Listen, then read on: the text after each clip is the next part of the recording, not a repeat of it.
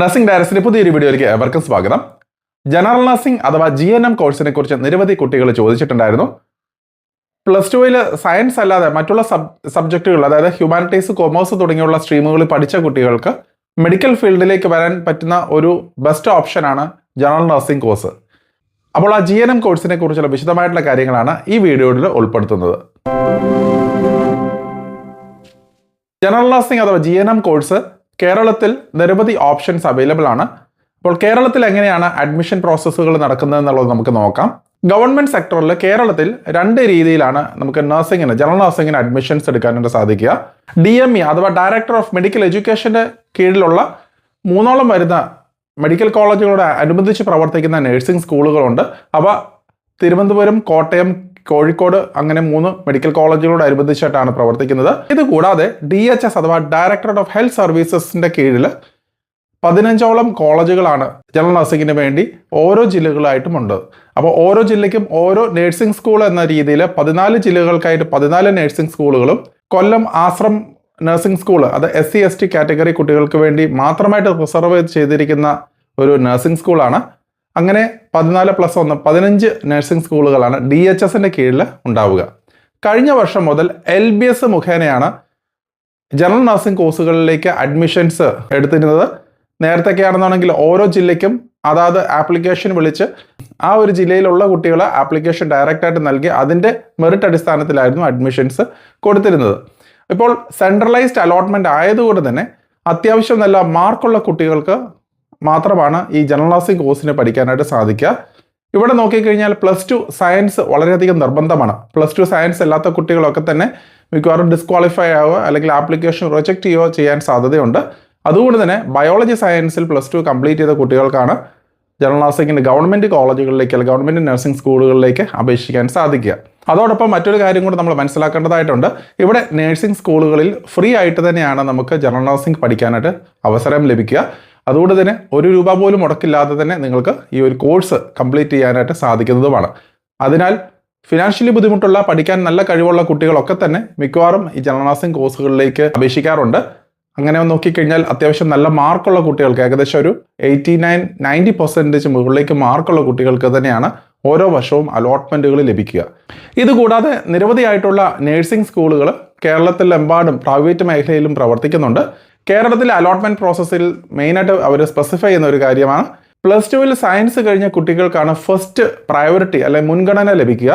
അപ്പോൾ നമ്മളൊരു കോളേജിലേക്ക് 100 ആപ്ലിക്കേഷൻസ് വന്നിട്ടുണ്ടെങ്കിൽ +2 ബയോളജി സയൻസ് കഴിഞ്ഞ കുട്ടികൾക്കാണ് കൂടുതൽ ആനുകൂല്യങ്ങൾ അല്ലെങ്കിൽ മുൻഗണന ലഭിക്കുക.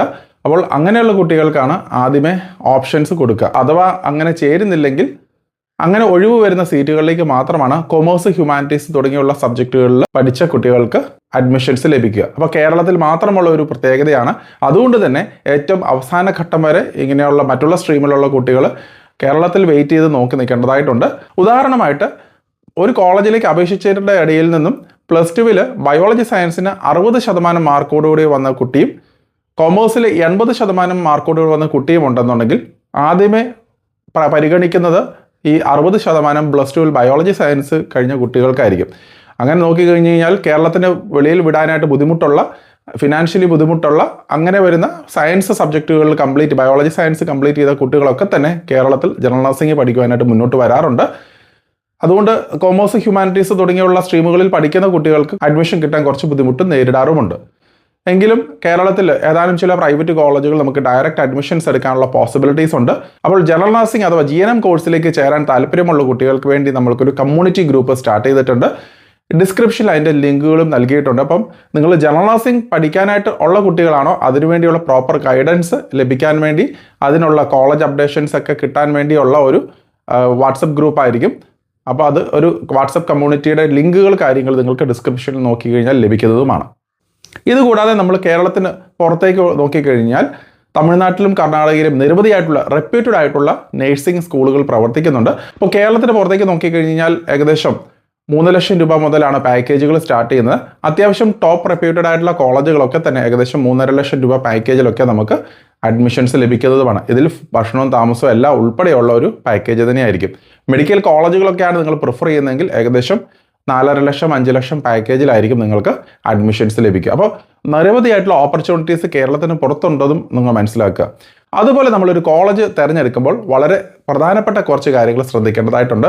ഏറ്റവും ആദ്യം ഞാൻ എല്ലാവരോടും സജസ്റ്റ് ചെയ്യുന്ന ഒരു കാര്യം, അഫിലിയേഷൻസ് നിർബന്ധമായിട്ടും ഇന്ത്യൻ നഴ്സിംഗ് കൗൺസിലിൻ്റെ അംഗീകാരവും കാര്യങ്ങളൊക്കെ ലഭിച്ചിരിക്കുന്ന അത്യാവശ്യം റെപ്യൂട്ടഡ് ആയിട്ട് പോകുന്ന കോളേജ് ആണോ എന്നുള്ളത് പരിശോധിക്കുക.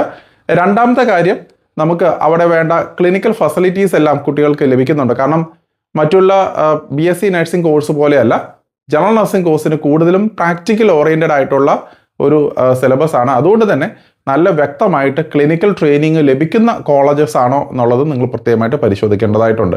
അപ്പോൾ ഒരു പക്ഷേങ്കിൽ ചില കോളേജുകളിലോടൊക്കെ അനുബന്ധിച്ച് ഹോസ്പിറ്റലുണ്ടെന്നും അവർ പ്രതിഫലിപ്പിക്കുന്നുണ്ടെന്നുണ്ടെങ്കിലും ചെറിയ രീതിയിലുള്ള ഹോസ്പിറ്റൽ ഫെസിലിറ്റീസ് ആയിരിക്കും. ഉദാഹരണമായിട്ട് 10-20 ബെഡിൻ്റെ ഒക്കെ ചെറിയ ഹോസ്പിറ്റലുകളായിരിക്കും.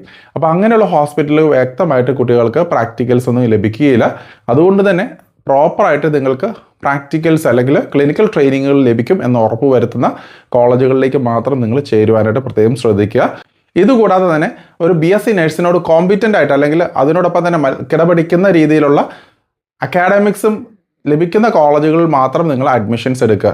അല്ലാതെ നമുക്ക് എവിടെയെങ്കിലും ഏതെങ്കിലും ഒരു കോളേജിൽ പോയിട്ട് അഡ്മിഷൻസ് എടുക്കുന്നതിനേക്കാളും കുറച്ചും കൂടെ ബെറ്റർ ഓപ്ഷൻസ് ഇങ്ങനെയൊക്കെയാണ്.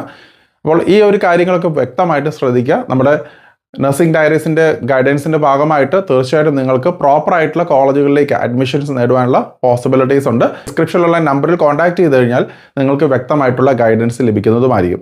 അപ്പോൾ നമുക്ക് മംഗലാപുരം, മൈസൂർ, ബാംഗ്ലൂർ, അതുപോലെ തമിഴ്നാടിൻ്റെ വിവിധ ഭാഗങ്ങളിലൊക്കെ തന്നെ നിരവധിയായിട്ടുള്ള റെപ്യൂട്ടഡ് ആയിട്ടുള്ള നഴ്സിംഗ് കോളേജുകളും നിലവിൽ അവൈലബിൾ ആണ്. ഈ ഒരു കാര്യങ്ങൾ വ്യക്തമായിട്ട് മനസ്സിലാക്കുക. നിങ്ങളുടെ ഫ്രണ്ട്സിനും കാര്യങ്ങൾ ഷെയർ ചെയ്ത് കൊടുക്കാനായിട്ട് പ്രത്യേകം ശ്രദ്ധിക്കുക. മറ്റൊരു അപ്ഡേറ്റുമായി ഉടൻ തന്നെ കാണാം. നന്ദി.